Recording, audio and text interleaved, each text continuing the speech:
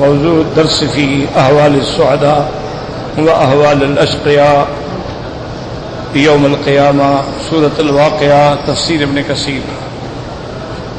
الحمد لله رب العالمين، والصلاة والسلام على أشرف الأنبياء وسيد المرسلين سيدنا محمد وعلى آله وأصحابه أجمعين. اللهم صل على سيدنا محمد وعلى آل سيدنا محمد كما صليت على إبراهيم وعلى آل إبراهيم في العالمين إنك حميد مجيد. أعوذ بالله من الشيطان الرجيم. بسم الله الرحمن الرحيم. ثلة من الأولين وثلة من الآخرين.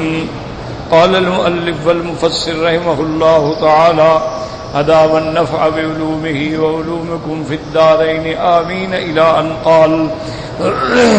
وقال ابن أبي حاتم: حدثنا المنذر بن شازان قال حدثنا محمد بن بكار قال حدثنا سعيد بن بشير قتادة عن الحسن عن عمران بن حسين عن عبد الله بن مسعود رضي الله تعالى عنه قال: وكان بعضهم يأخذ عن بعض.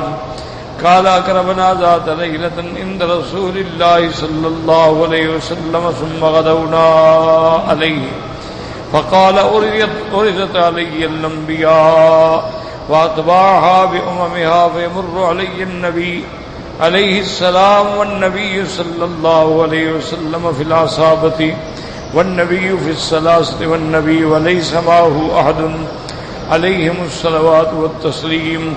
وتلا قتادة هذه الآية: أليس منكم رجل رشيد. قال: حتى مر علي موسى بن عمران عليه السلام في كوكبة من بني إسرائيل. قال: قلت ربي من هذا؟ قال: هذا أخوك موسى بن عمران عليه السلام ومن تبعه من بني إسرائيل. قال: قلت رب فأين أمتي؟ قلت: انظر عن يمينك في الزراب. قال: وإذا وجوه الرجال. قال: أرضيت؟ قال: قلت قد رضيت رب. قال: انظر إلى الأفق عن يسارك فإذا وجوه الرجال. قال: أرضيت؟ قلت قد رضيت رب. قال: فإنما هؤلاء 70,000 يدخلون الجنة بغير حساب. اب مفسر رحمۃ اللہ علیہ قرآن پاک کی اس آیت کی تفسیر بیان فرما رہے ہیں: سلۃ من الاولین وسلۃ من الاخرین. ایک بہت بڑی جماعت اولین میں سے اور بہت بڑی جماعت جو ہے وہ آخرین میں سے بھی ہوگی. تو جیسے الحمدللہ آپ پڑھ چکے ہیں کہ بعض علماء فرماتے ہیں حضرت نوح علیہ السلام سے لے کر حضور صلی اللہ علیہ وسلم تک ہی اولین ہیں، ان میں ایک بہت بڑی جماعت ہو، اور حضور صلی اللہ علیہ وسلم کی جماعت جو ہے وہ آخرین ہے، ان میں بھی ماشاءاللہ ایک بہت بڑی جماعت ہوگی. اب ابن ابی حاتم رحمۃ اللہ علیہ فرماتے ہیں: عبداللہ بن مسعود رضی اللہ تعالیٰ عنہ قال: وکان بعضهم یاخذ عن بعض. حضرت عبداللہ بن مسعود رضی اللہ تعالیٰ عنہ فرماتی ہیں کہ ہم ایک دوسرے سے حضور پاک صلی اللہ علیہ وسلم کا فرمان سنا کرتے تھے کہ حضور نے کوئی بات فرمائی ہے، حضور پاک صلی اللہ علیہ وسلم کی کوئی بات سنائیں. قال: اکرینا ذات اللیلہ. ایک رات ہم نے پوری گزاری عند رسول اللہ صلی اللہ علیہ وسلم ثم غدونا علیہ. پھر صبح کو حضور کی خدمت میں حاضر ہوئے. فقال: عرضت علی الانبیاء واتباع باممها. حضور پاک صلی اللہ علیہ وسلم نے فرمایا کہ اللہ تبارک و تعالی نے مجھے دکھلایا ہے، پہلے انبیاء اور ان کی امتیں جو ہیں مجھے دکھلائی گئی ہیں. فرماتے ہیں کہ میں نے دیکھا وَيَمُرُّ عَلَيَّ النَّبِيُّ. میں نے دیکھا کہ ایک اللہ کا پیغمبر اکیلا ہے، وَالنَّبِيُّ فِي الْعَصَابَةِ. اور ایک نبی کے ساتھ ایک تھوڑی جماعت ہے، وَالنَّبِيُّ فِي الثَّلَاثَةِ. اور ایک پیغمبر ایسے ہیں جن کی امتیوں میں سے صرف 3 آدمی ہیں، والنبی لیس معہ احد، اور ایسے پیغمبر بھی ہیں جن کے ساتھ کوئی ایک بھی مسلمان نہیں ہے۔ وَتَلَا قَتَادَةَ هَذِهِ الْآيَةَ أَلَيْسَ مِنكُمْ رَجُلٌ رَشِيدٌ۔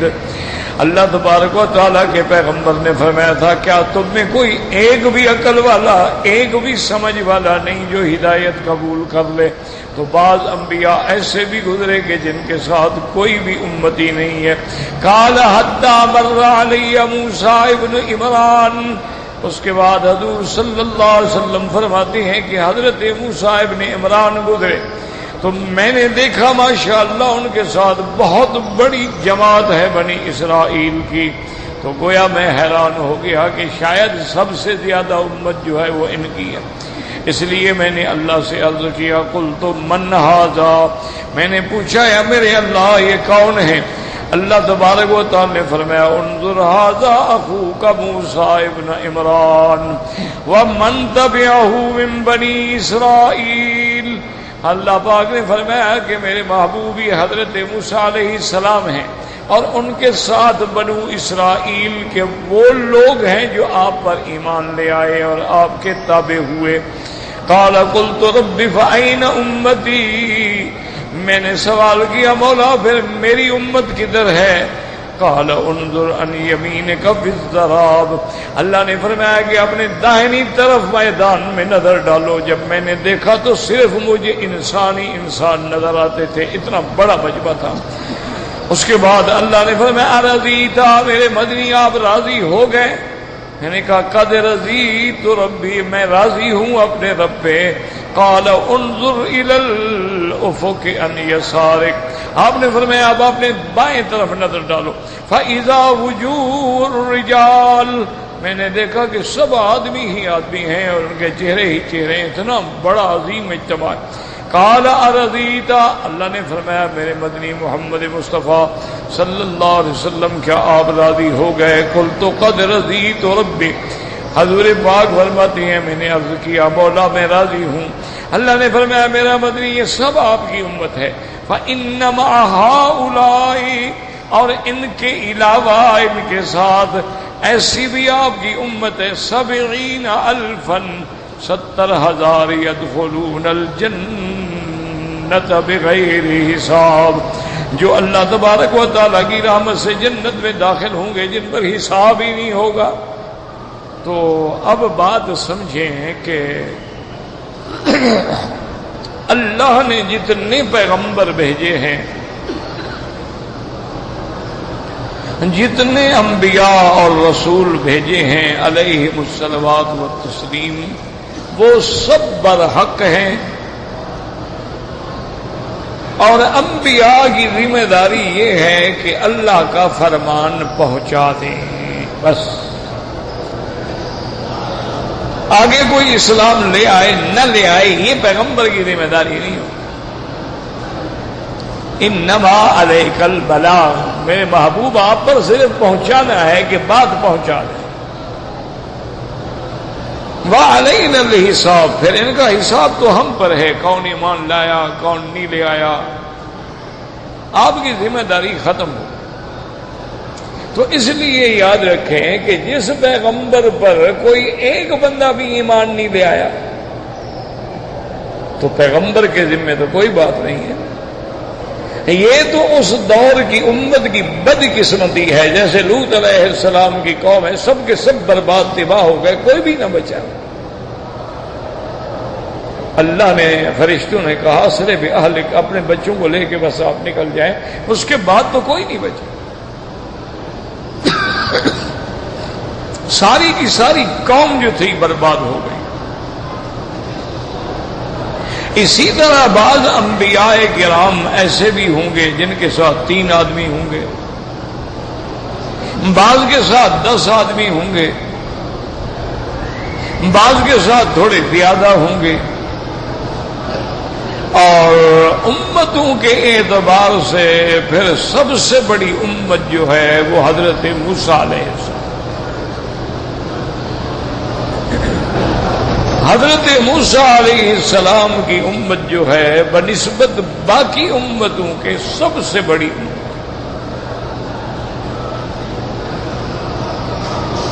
اس کے بعد جو ہے سب تمام انبیاء میں سے سب سے زیادہ امت جو ہے وہ سیدنا محمد مصطفیٰ صلی اللہ علیہ وعلا آلہ واصحابہ وسلم کی ہے۔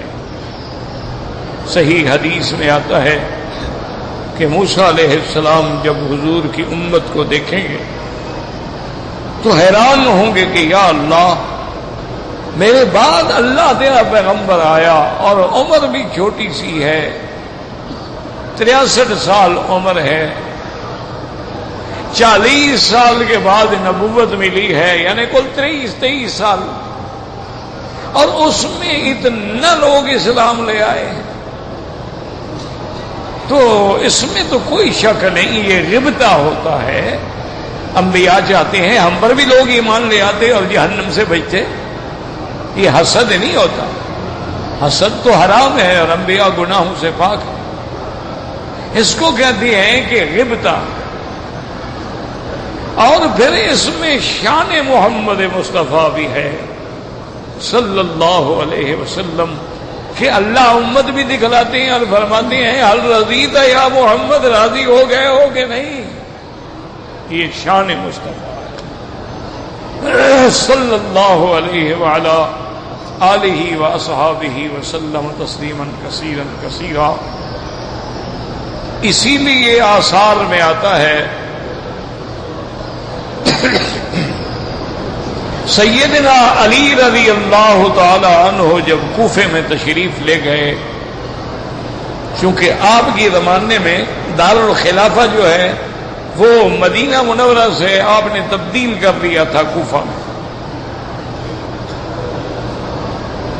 اور اس کی کئی وجوہات تھیں، لیکن سب سے بڑی وجہ یہ تھی کہ حضرت عثمان کے زمانے میں جو مدینہ منورہ میں خون ریزی ہوئی، حضرت عثمان شہید ہوئے، اس لیے حضرت علی نہیں چاہتے تھے کہ اب آئندہ خدا نہ کرے خدا نہ کرے کوئی فتنہ فساد ہو تو مدینہ منورہ میں نہ ہو۔ تو انہوں نے بھی مدینہ منورہ کی تقدس کے لیے، شان کے لیے دارالخلافہ جو تھا اس کو بدل دیا، چونکہ ان کے دلوں میں مدینہ منورہ کا بہت بڑا احترام، اسی لیے تو حضرت عثمان مظلوم شہید ہو گئے نا، ورنہ ابتدا میں جو منافقین تھے، جو متعصبین تھے، جو مفسدین تھے، وہ تو 50-60 آدمی تھا۔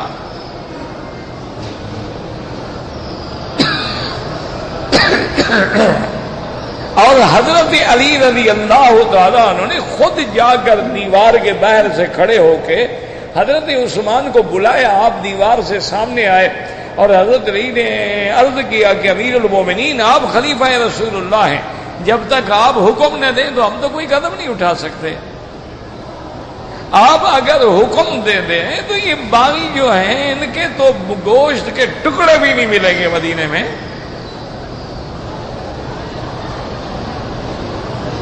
حضرت عثمان نے فرمایا کہ علی، تمہاری محبت کا، تمہارے جذبات کا میں شکر گزار ہوں، لیکن یہ باغی مجھے قتل کرنا چاہتے ہیں، میں نہیں چاہتا کہ میری وجہ سے حضور کے شہر میں خون بہایا جائے، مجھے قتل کرنا چاہتے ہیں کر دیں،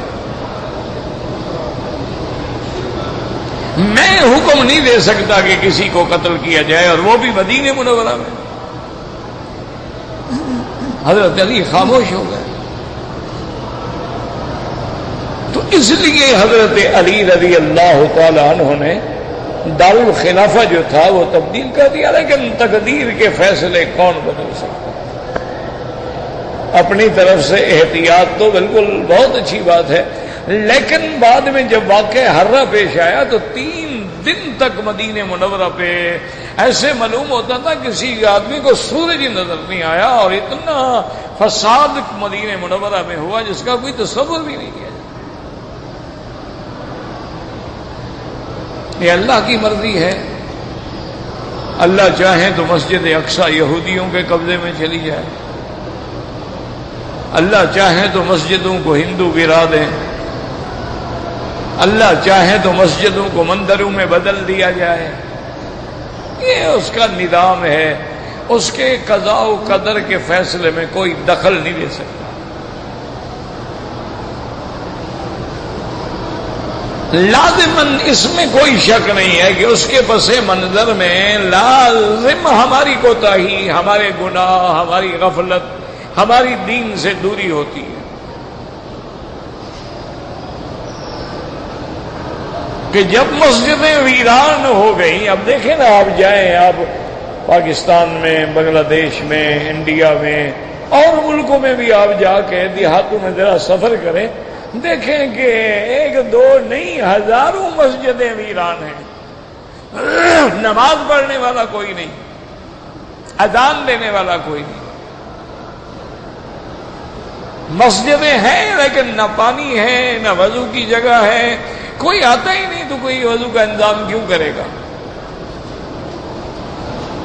بعد آپ شہروں میں بھی جا کے دیکھیں کہ عظیم الشان مساجد ہیں، یعنی مساجد دیکھ کے آدمی کا دل باغ باغ ہو جاتا ہے اور حیران ہوتا ہے کہ اس دور میں کتنا پیسہ لگایا ہوگا اللہ والوں نے. لیکن آپ جناب صبح کی نماز پہ جائیں، 10 آدمی، 20 آدمی، 25 آدمی بیٹھے، اور وہ بھی کون ہوتے ہیں؟ بوڑھے بالکل جو ریٹائر ہو چکے ہیں، لکڑی پہ آنے والے 70 سالہ، جن کو گھر والے سونے نہیں دیتے، کھانستے رہتے ہیں، کہتے ہیں چلو نکل جائے، دادا جان چھوڑے، مسجد جائے، کہیں جائے، ہماری جان تو چھوڑے نا. وہ لوگ جوان ایک بھی نہیں دیکھیں گے آپ. تو جب ہم اللہ کے گھروں کو اس طرح ویران کر دیں گے تو پھر اس کی بھی غیرت ہے، وہ بھی چھین کے دشمنوں کو دے دیتے ہیں. ایک دور تھا جب مرکز علم تھا اسپین ہسپانیہ، مرکز علم تھا غرنا تھا، مرکز علم تھا جہاں کی لائبریریوں میں اتنی کتابیں تھیں کہ جس کا آپ تصور بھی نہیں کر سکتے ہیں، اور جس کی مسجدیں جو ہیں ایک ایسی عظیم تاریخی عمارات تھیں کہ جن کو آج بھی بندہ دیکھ کے پاگل ہو جاتا ہے. ایک وہ وقت بھی آیا کہ انہی مسجدوں میں کافر کھڑے تھے، مسلمانوں کو نکال دیا گیا، وہی غیر اللہ کی عبادت ہوئی. مسلمانوں کے کتب خانے جو ہیں وہ دریا برد کر دیے گئے.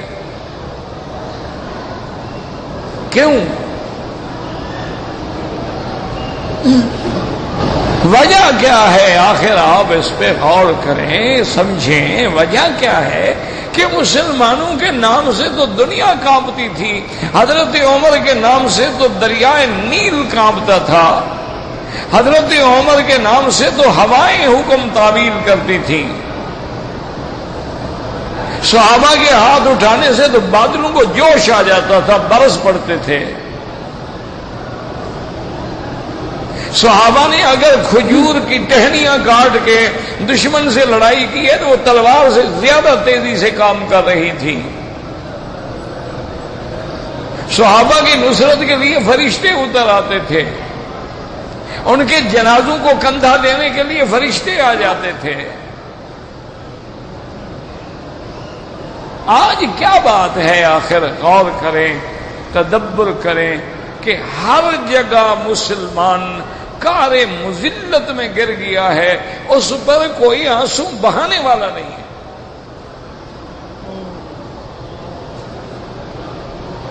اور قوم اتنی بے حس ہو گئی ہے، اتنی بے ضمیر ہو گئی ہے، اتنی مردہ دل ہو گئی ہے، اتنی ان کے دلوں پہ گناہوں کی زنگ چڑھ گئی ہے کہ ہر چینل کھول کے دیکھ لو عورتیں ہیں ناچ رہی، مسلمان عورتیں، ہندو نہیں، کافر نہیں، سکھ نہیں، یہودی نہیں، مسلمانوں کی بیٹیاں ہیں. اور وہ ایسے ایسے لباس پہن کے بیٹھتی ہیں کہ پتہ کرنا پڑتا ہے کہ لباس کہاں ہے. کچھ نہیں، لوگ مر رہے ہیں، قتل ہو رہا ہے، جنازے اٹھ رہے ہیں، حادثے ہو رہے ہیں، گاڑیاں گر گئی ہیں، تودے گر گئے ہیں، زلزلے آ گئے ہیں، پہاڑ ہٹ گئے، ان کو کوئی فرق نہیں ہے، وہ ناچ رہے ہیں، ڈانس کر رہے ہیں. تو اس کے بعد بھی تم اللہ کی رحمت مانگتے ہو، یعنی اللہ کے جلال کو اور زیادہ آپ غصہ دینا چاہتے ہیں کہ اللہ اس سے زیادہ انتقام لیں. ثقافتی طائفے مسلمان لڑکیاں جو ہیں وہ ہندوؤں کے ہاتھ میں ہاتھ ڈالے بوسے دے رہی ہیں. مسلمان لڑکیاں جو ہیں وہ تلک اور بندی لگا رہی ہیں جو ہندو لڑکیاں لگاتی تھیں. مسلمان لڑکیاں ہیں جو وہ ساڑی باندھتی ہیں کہ آدھا پیٹ اور آدھی پشت ظاہر ہو. مسلمان لڑکیاں ہیں جن کی قمیض کی آستینیں یہاں تک ہیں. مسلمان لڑکیاں ہیں جنہوں نے اگر برقع بھی پہنا ہے تو برقعے پر بھی انہوں نے سونے چاندی کے کام کرائے ہیں کہ مجھے کوئی نہ دیکھے تو برقعے کی وجہ سے تو دیکھے.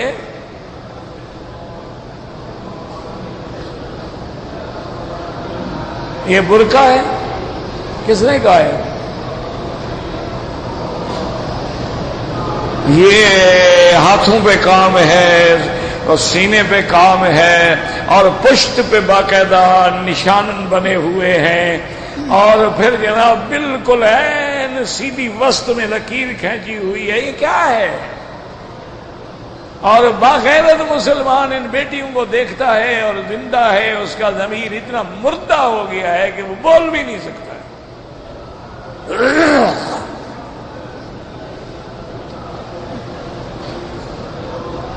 تمہارا تو وہ دور تھا کہ حجاج ابن یوسف جیسا ظالم انسان جو صحابہ کا قاتل ہے، جس نے اللہ کے کعبے پہ منجنیق سے گولہ باری کر کے خدا کی دیواروں کو توڑا ہے، جو تابعین کا قاتل ہے، جو ظالم و ہذہ الامہ ہے، اس امت کا سب سے بڑا ظالم جو ہے وہ حجاج تھا، جس کی لغت میں معافی کا لفظ ہی کوئی نہیں تھا. اتنا بڑا ظالم آدمی، ان کو ایک پھٹے پرانے کاغذ پہ 3 لڑکیوں کا لکھا ہوا خط پہنچتا ہے کہ حجاج کیا مسلمان بے غیرت ہو گئے ہیں کہ ہم 3 مسلمان لڑکیاں ہیں اور راجہ داہر نے ہمیں اپنے محل میں قید میں رکھا ہوا ہے اور ہر رات ہمارے ناچ ہوتے ہیں، ہماری عزتوں عصمتوں سے کھیلا جاتا ہے، ساری رات ہمیں وہ جھنجھوڑتے ہیں، بھمبوڑتے ہیں جیسے کتے کو بھمبوڑا جاتا ہے، اور کوئی مسلمان نہیں ہے جو اپنی بہنوں کے خون کی عصمت کی غیرت کھا لے. انہوں نے کیسے خدا جانے ان مظلوم لڑکیوں نے کیسے وہ خط لکھا ہوگا، کیسے دیا ہوگا، اور کیسے جناب آپ کے سندھ سے، یعنی آج کل جہاں میرپور ہے، حیدرآباد ہے، یہی علاقہ تھا نا سارا سندھ کا جہاں راجہ داہر تھا، وہاں سے وہ خط چلتا چلتا چلتا چلتا عراق بغداد میں حجاج ابن یوسف کو پہنچتا ہے. وہ گورنر تھا. حجاج نے پڑھا، اس کا خون کھول گیا. اس نے کہا ہندو دیوی دیوتا کا پجاری، گائے کا پیشاب پینے والا کتا ہماری مسلمان لڑکیوں سے، ان کی عصمتوں سے کھیلتا ہے. اپنے داماد کو بلایا، محمد بن قاسم کو، 16 سال اس کی عمر تھی. کہا کہ فوراً فوج لے کے نکلو اور راجہ داہر کی اینٹ سے اینٹ بجا دو، ایک بچہ بھی ان کا نہ چھوڑو.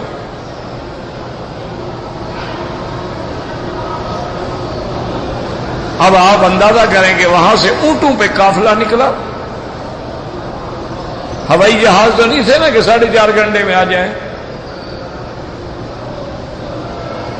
اس زمانے میں بحری جہاز تو نہیں تھے نا کہ 15-20 دن مہینے میں پہنچ جائیں، وہ تو اونٹوں پہ چلنے والا قافلہ ہے۔ اچھا چلو کتنا فوج لے کے چل پڑا ہوگا؟ 50,000 فوج لے لی ہو، کوئی 500-800,000 آدمی۔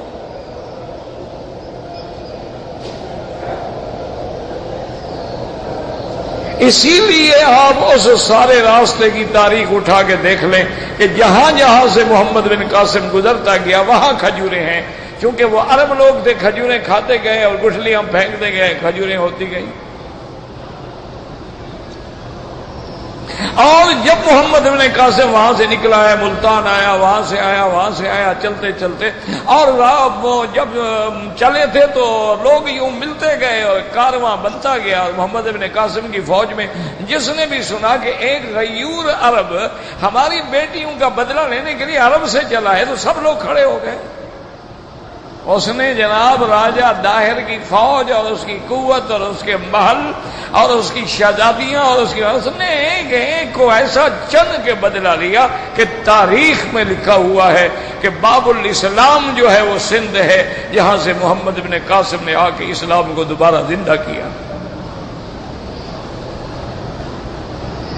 اور باقی لوگوں کے ساتھ ایسا اس شریف انسان نے ایسا مہربانی کا برتاؤ کیا کہ ہندو کہتے تھے کہ بھائی ہم تو غلطی میں تھے، یہ تو ہمارا کوئی دیوتا آ گیا ہے۔ آج وہ مسلمان کہاں ہیں؟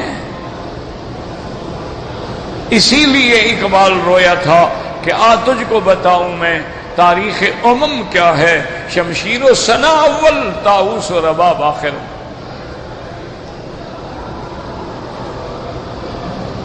اسی لیے شورش نے لکھا تھا کہ یا اللہ وہ امت جس کی ابتدا اسماعیل سے ہوئی تھی، آج وہ مغلیہ میں کھو گئے۔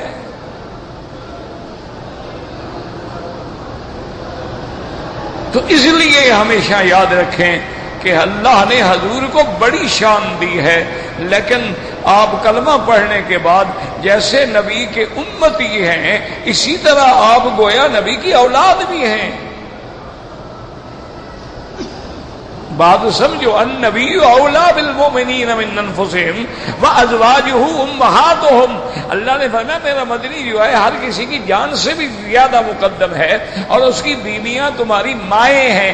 جب حضور کی بیویاں ہماری مائیں بنی تو حضور اب لکم وہ آپ کے باپ بنے۔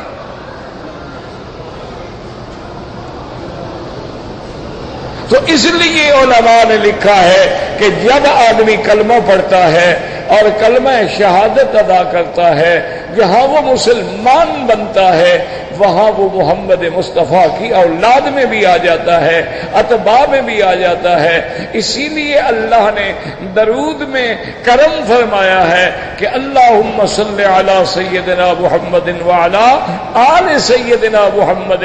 اہل نہیں فرمایا، آل فرمایا، تاکہ حضور کی اولاد پہ، ازواج پہ اور حضور کے کلمے پڑھنے والے جو ہیں ان پہ بھی رحمت آ جائے۔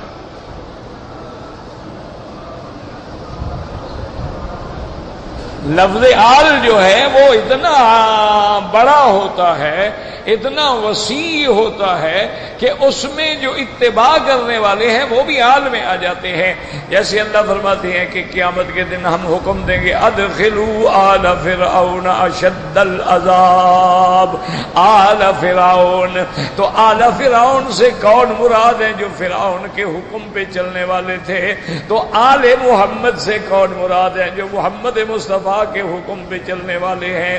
تو اب جب آپ بیٹے بن گئے اور جس لڑکی نے کلمہ پڑھا وہ حضور کی بیٹی بن گئی، اب حضور کی بیٹی گھونگھرو پاؤں میں ڈال کے ڈانس کرتی ہو، حضور کی بیٹی غیروں کے ہاتھوں میں کھیلتی ہو، اب آپ بتائیں اس غیرت کا یا اس اسلام کے بارے میں کیا کہوں؟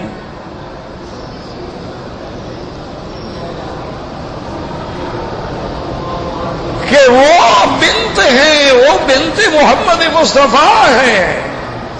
حضور کی بیٹی بن گئی ہے کلمہ پڑھنے کے بعد، اور بیٹی بن کے وہ کارگر ہے، بیٹی بن کے وہ ماڈل ہے، بیٹی بن کے وہ کیٹ واک کر رہی ہے، بیٹی بن کے وہ میگزین کے اوپر اس کے بالکل اریاں تصاویر چھاپی جاتی ہیں، تو قیامت میں کیا دکھلاؤ گے محمد مصطفیٰ صلی اللہ علیہ وعلا آلہ واصحابہ وسلم تسلیما کثیرا کثیرا۔ یہ الگ بات ہے کہ اللہ رحمت فرما دے، ورنہ ہم نے یعنی انتہا کر دی ہے کہ اب اس کے بعد جو ہے، جیسے کہ بزرگوں نے لکھا ہے کہ اب شیطان نے ہمارے علاقوں میں کام کرنا چھوڑ دیا ہے، چھٹی پہ چلا گیا ہے۔ وہ کہتے ہیں یہ تو میرے بھی استاد ہیں، ان کو میں نے کیا گمراہ کرنا ہے۔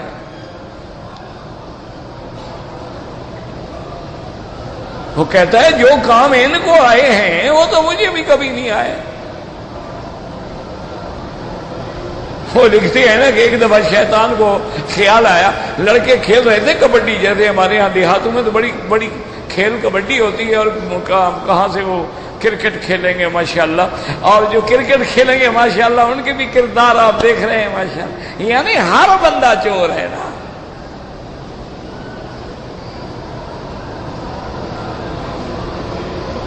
کوئی ایک آدمی تو مجھے بتاؤ، اگر ایک آدمی ریڑھی لا کے کوئی پھل بیچ رہا ہے، اس نے بھی ماشاءاللہ چکر چلایا ہوا ہے، گلے سڑے اندر ہیں اور اچھے اوپر ہیں۔ کوئی آدمی ماشاءاللہ ہلدی بیچ رہا ہے، اس میں بھی اللہ کی رحمت سے اینٹ کا روڑا پیس کے ملایا ہوا ہے۔ کوئی آدمی ماشاءاللہ گندم بیچ رہا ہے، نیچے سے گیلی ہے اوپر سے سوکھی ہے۔ کوئی آدمی چاول بیچ رہا ہے، اوپر سے کرنل ہے اور نیچے سے چورا ہے۔ یہ مسلمان ہے؟ کس نے کہا ہے آپ کو؟ کس نے آپ کو کہا ہے مجھے؟ ان کو پھر کسی حجاج کی ضرورت ہے۔ اب ان کے سروں کی فصلیں پک چکی ہیں، ان کو پھر کسی ایسے بندے کی ضرورت ہے جو آگے جامع مسجد میں کھڑے ہو کے اعلان کرتا تھا، اس نے کہا بات سنو، اللہ نے مجھے جو بھیجا ہے پتہ ہے کیوں بھیجا ہے؟ تمہارے سروں کی فصلیں پک چکی ہیں، اور فصلیں جب پک جاتی ہیں تو کاٹی جاتی ہیں، مجھے اللہ نے کاٹنے کے لیے بھیجا ہے۔ اور آج کے بعد اس نے کہا کوئی گھر کا دروازہ بند نہ کرے، آج کے بعد کوئی اپنے مال کی رکھوالی نہ کرے، آج کے بعد کوئی آدمی رات کو گھر کا پہرا نہ دے، جس کا نقصان ہوگا میں دوں گا۔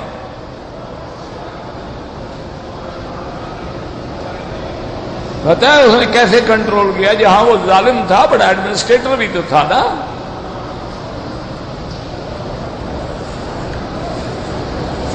ایک سال کے بعد ایک آدمی نے رپورٹ کی، وہ ایسے کھڑا ہوا تھا سڑک پہ، ایک آدمی آیا، اس نے کہا کہ جناب گورنر صاحب فلاں جگہ پر چینی کی ایک بوری پڑی ہے، تو مہربانی فرما کے کسی کو حکم دیں کہ اٹھا لے، اللہ جانے کس کی ہے۔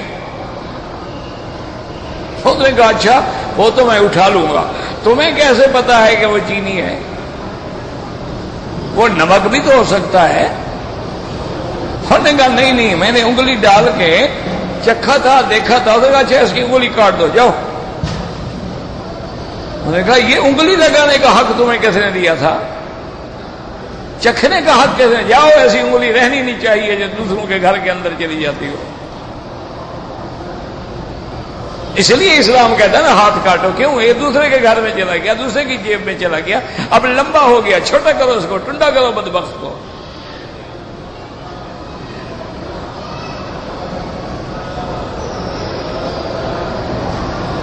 اللہ نے تو حضور کو وہ شان بخشی ہے، وہ شان بخشی ہے، لیکن یہ معنی تو نہیں ربیع الاول کا کہ ہم حضور کے نام پر مجلسیں منعقد کریں اور حضور کی نافرمانی بھی کریں، جھوم جھوم کے نعتیں پڑھیں اور اپنی داڑھی بھی نہ ہو، جھوم جھوم کے ہم غزلیں پڑھیں اور رات کی نماز عشاء بھی ختم، فجر بھی ختم، جب مجلس برخاست ہوگی سو جائیں گے پڑے ہوئے ہیں، دوپہر ظہر کو اٹھیں گے انشاءاللہ۔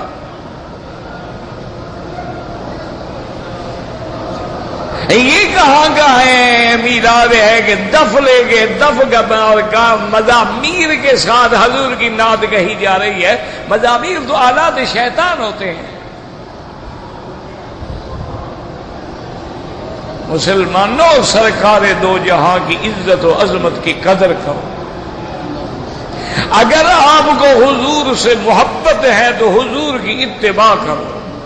فاتبعونی، یہ اللہ نے قرآن میں کہہ دیا، میرا محبوب آپ ان کو بتلا دو، فاتبعونی یحببکم اللہ، تم میرے متبع بن جاؤ، اللہ تمہیں اپنا محبوب بنا لیں گے۔ اتباع محمد مصطفیٰ، اطاعت محمد مصطفیٰ، عشق محمد مصطفیٰ، کہ تیرے لباس میں، تیرے گھر میں، تیرے اٹھنے میں، تیرے بیٹھنے میں، تیرے چلنے میں، تیرے عمل میں، قول میں، فعل میں، ہر چیز میں تصویر نظر آئے محمد الرسول اللہ صلی اللہ علیہ وعلی آلہ وسلم۔ اسی لیے آپ دیکھ لیں کہ میرے مدنی کے لاکھوں صحابہ ہیں، حضور کا اہل بیت ہے، آپ کی ازواج مطہرات ہیں، آپ کی بنات ہیں، سیدہ فاطمہ الزہرا ہے، ان کی اولاد حضرت حسن حسین ہیں، خود سیدنا علی ابن عم النبی المصطفیٰ ہیں۔ ان سب کو تو کبھی سمجھ نہیں آیا کہ 12 ربیع الاول کو ہم بھی میلاد منا لیں۔ ان کو عشق نہیں تھا یا تمہاری جتنا ان کو عقل اور علم نہیں تھا؟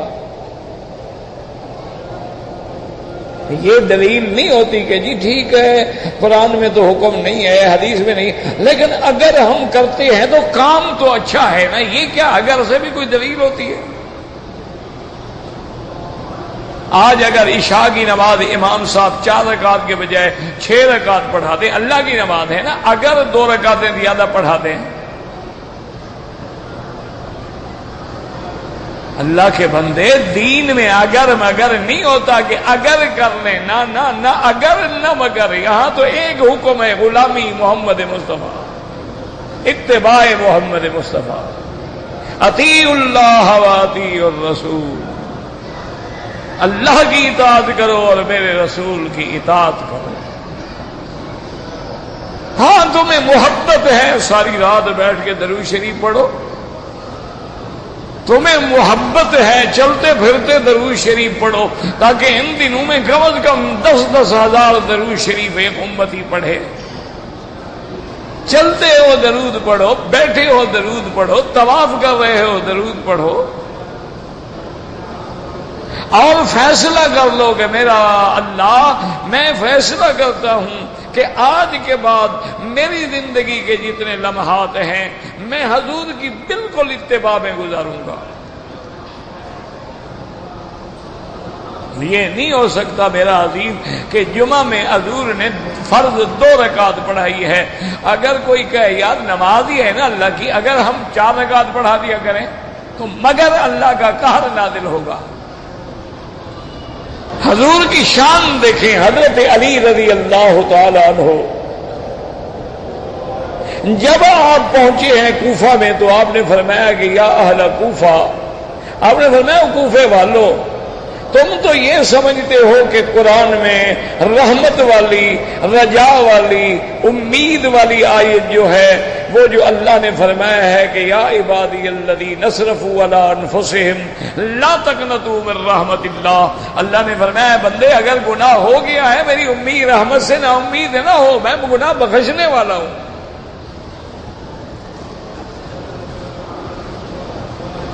لیکن بخشنے والا ہوں، بخشوانے کے لیے آؤ تو صحیح نا۔ دیکھیں نا، آپ نے کسی سے گناہ بخشوانا ہو تو جاتے ہو نا، منت کرتے ہو، پاؤں پکڑتے ہو، ایڑیاں رگڑتے ہو، یار مہربانی کرو، یار میری غلطی ہو گئی، یار مجھے معاف کرو، تو اللہ کو بھی مناؤ نا جناب۔ دوستوں کو منتوں سے مناتے ہو، برادری کو منتوں سے مناتے ہو، خدا کو نافرمانی سے مناتے ہو۔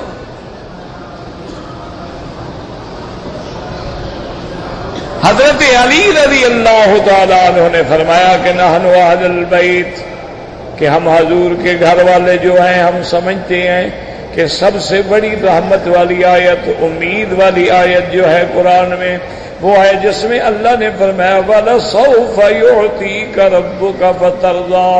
اللہ نے فرمایا میرا مدنی، میرا محمد مصطفیٰ صلی اللہ علیہ وسلم، وَلَسَوْفَ يُعْطِيكَ، تیرا رب تجھے اتنی دے گا، اتنی دے گا، فَتَرْضَىٰ، تجھے راضی کر دے گا تیرا رب۔ حضرت علی فرماتے ہیں کہ سب سے امید والی آیت جو ہے قرآن میں وہ یہ ہے، کیونکہ ہمیں یقین ہے محمد مصطفیٰ راضی نہیں ہوں گے جب تک امت جہنم میں ہوگی، حضور راضی نہیں ہوں۔ تو اللہ نے وعدہ فرمایا کہ میں راضی کروں گا، اس کا معنی ہے کہ حضور کی امت جو ہے وہ جہنم سے نکلے، لیکن دعا کرو جائیں کیوں؟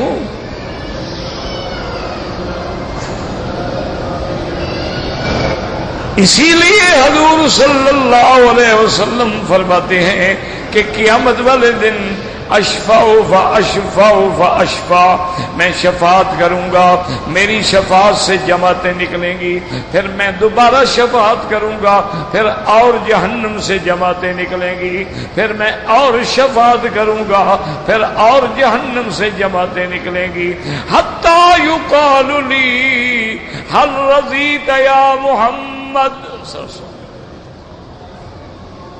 حتیٰ کہ میرا رب مجھ سے پوچھیں گے کہ میرا مدنی راضی ہو گئے؟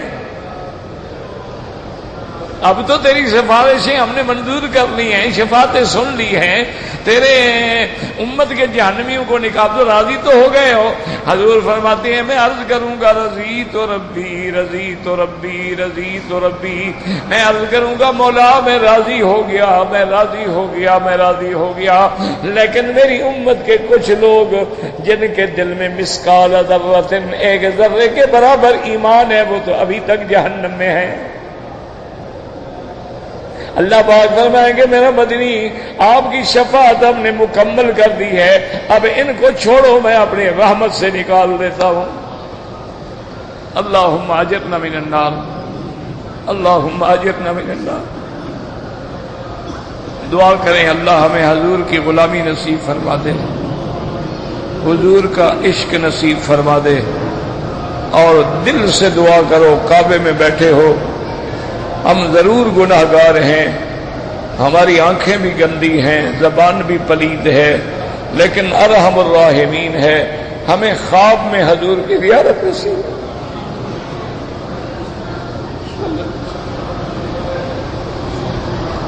دل سے دعا کرنے، کوئی گھڑی ہوتی ہے رحمت کی، بات نکلتی ہے اور عرش پہ پہنچ جاتی۔ اللہ ہمیں حضور صلی اللہ علیہ وسلم کی زیارت نصیب فرما دیں، اور حضور صلی اللہ علیہ وسلم کی محشر میں شفاعت نصیب فرما دیں، اور قیامت میں حضور صلی اللہ علیہ وسلم کے ہاتھوں سے حوض کوثر پہ جام نصیب فرما دیں، اور جب تک زندہ رہیں حضور کی سنت پہ زندہ رہیں۔ اب جب موت کی گھڑی آئے زبان پہ جاری فرما دے لا الہ الا اللہ محمد الرسول اللہ۔ حضور نے فرمایا جس کا آخری کلمہ موت کے وقت یہ ہوگا وہ خوش ہو جائے کہ اس کی منزل آسان ہو گئی، اللہ اس کو جنت میں داخل فرما دیں گے۔ پہلی منزل آسان ہو تو پھر اگلی منزل بھی، تو اس لیے یہاں بھی اللہ جب حضور کو امت دکھائیں گے تو پوچھیں گے رضیت یا محمد، راضی ہو گئے؟ اتنی امت ہے تیری؟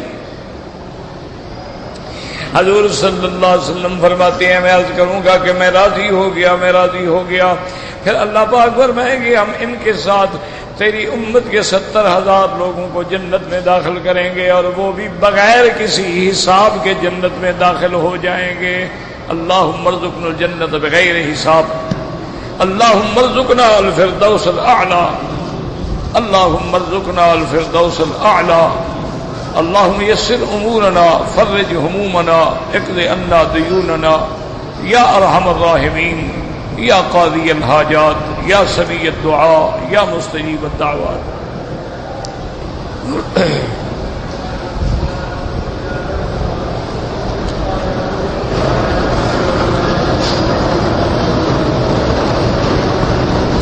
کہتے ہیں جی کہ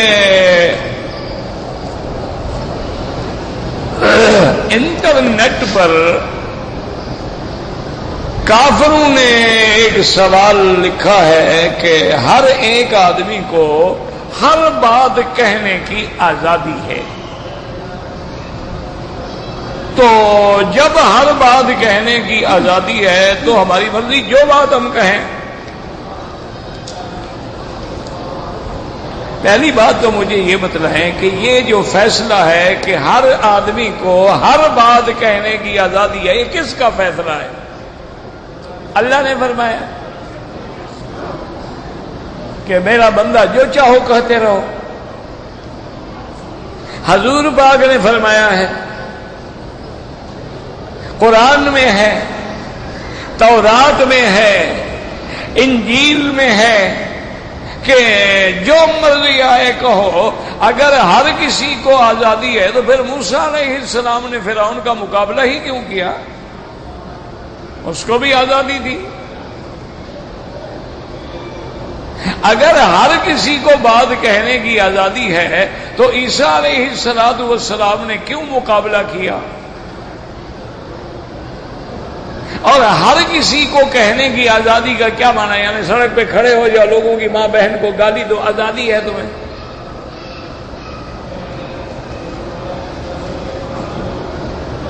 یعنی سڑک پہ کھڑے ہو کر لوگوں کو گالیاں دینی شروع کر دو، کیوں؟ یہ کیوں جی؟ آزادی ہے، ہر کسی کو آزادی ہے، جو مرضی ہے میں کہوں۔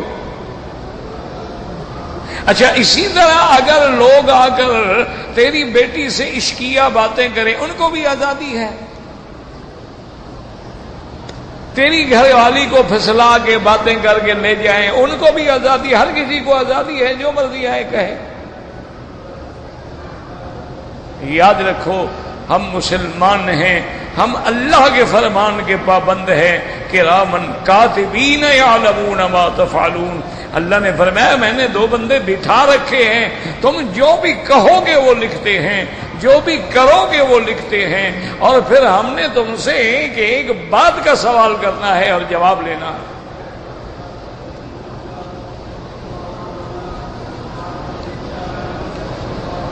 اسی لیے ہر کسی کی اگر آزادی ہے، پھر ابو جہل کو بھی آزادی ہے۔ یہ کیا بات ہے؟ یہ تو جاہلوں کی باتیں ہیں، بے وقوفوں کی باتیں ہیں، اور احمق لوگوں کی باتیں ہیں جو اس قسم کی باتیں کرتے ہیں۔ ان کا میرے خیال میں اللہ نے عقل چھین لی ہے۔ وہ کہتے ہو جی جمہوریت ہے، ہر کسی کو بات کہنے کا حق ہے۔ جمہوریت میں بات کہنے کا حق ہے تو پھر بات ختم کر دو۔ کیا جیلیں، کیا قانون، کیا نظام، کیا پولیس، کیا مقدمے، کیا دفعات، کیا کورٹیں، ہر کسی کو آزادی ہے۔ اگر یہ ہر کسی کی آزادی کا اور اس پر کوئی قدغن لگانے والا نہ ہو، کوئی آئین نہ ہو، کوئی قانون نہ ہو، تو پھر وہ قوم تو بے دستور ہوگی، بے آئین ہوگی، بے قانون ہوگی، وہ تو جنگلی قوم ہوگی پھر۔ ورنہ ہر کسی کے حدود ہیں، آداب ہیں۔ اب ایک آدمی گاڑی چلا رہا ہے، ایک سامنے سے آ رہا ہے، وہ مارے ٹکر، کیا ہو گیا جی؟ مجھے بھی آزادی ہے، میں یہاں ٹکر مار دوں۔ پھر یہ ٹریفک کا قانون، یہ نظام، یہ ریڈ بتی ہے، یہ سرخ بتی ہے، یہ سب کیا مطلب ہے؟ پھر ایک آدمی کہتے ہیں میں زہر پینا چاہتا ہوں، جی آزادی ہے، یہ کوئی بات ہے؟ یہ تو ان لوگوں پر باتیں ہیں جن کو اللہ نے عقل چھین لیا ہے۔ ہمارا تو ایمان ہے کہ ہمارے ایک ایک ذرے پر محاسب ہے۔ وَمَن يَعْمَلْ مِثْقَالَ ذَرَّةٍ خَيْرًا يَرَهُ وَمَن يَعْمَلْ مِثْقَالَ ذَرَّةٍ شَرًّا يَرَهُ۔ اگر ہم درود پڑھیں گے تو رحمت نازل ہوگی، اور اگر ہم گالی دیں گے تو اللہ کا عذاب آئے گا۔ اسی لیے ایک دفعہ سیدنا ابو بکر صدیق رضی اللہ تعالیٰ عنہ سے ایک آدمی جھگڑ رہا تھا، حضور پاک بھی موجود تھے صلی اللہ علیہ وسلم۔ وہ جھگڑے میں بڑھتا گیا۔ حضرت ابو بکر خاموش رہے، صبر کرتے رہے، لیکن جب وہ حد سے بڑھ گیا تو حضرت ابو بکر نے بھی جواب دیا۔ جب حضرت ابو بکر نے جواب دیا، حضور چلے گئے۔ تو بعد میں سیدنا ابی بکر رضی اللہ تعالیٰ عنہ نے آ کے عرض کیا کہ یا رسول اللہ وہ میرے ساتھ زیادتی کر رہا تھا اور آپ سن رہے تھے، اور جب میں نے جواب دیا آپ نے میری مدد کرنے کے بجائے چلے گئے۔ آپ نے فرمایا جب تم صبر کر رہے تھے وہ زیادتی کر رہا تھا، تیری نیکیاں بڑھ رہی تھی اور فرشتہ جواب دے رہا تھا، جب تم بھی جواب دینے پہ آ گئے اللہ نے کہا چھوڑ دو پھر ان کو ان کے حال پہ۔ یہ نہیں کہ جو مرضی آئے آزادی سے کہہ دو۔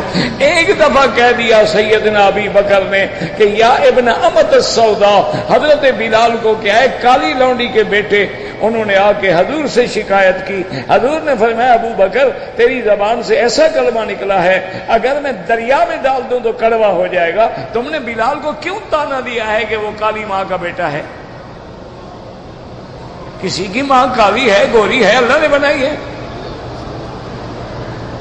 ساری زندگی پھر حضرت بلال کو حضرت ابو بکر کہتے تھے سیدنا بلال، تاکہ بلال راضی ہو جائے۔ یہ تھوڑا ہے کہ جو مرضی آئے کہہ دو کہ آزادی ہے۔ کیا آزادی ہے جی؟ کپڑے اتار دو آزادی ہے، حرام کھانا شروع کر دو آزادی ہے، شاستری کی طرح پیشاب پینا شروع کر دو، اچھا اینٹی بائیوٹک ہے، یہ بھی آزادی ہے۔ یہ کیا بات؟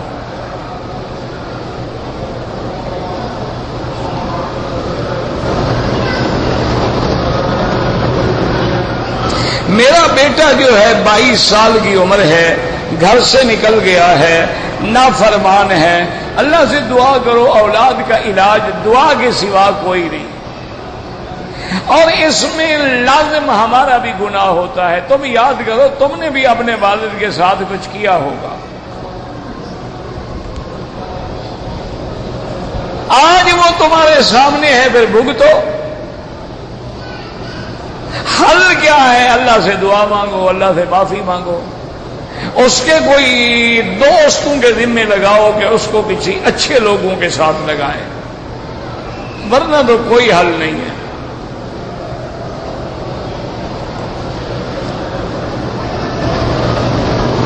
ہماری بیٹی بیمار ہے، اللہ ہر بیمار کو شفاء کاملہ عطا فرمائے۔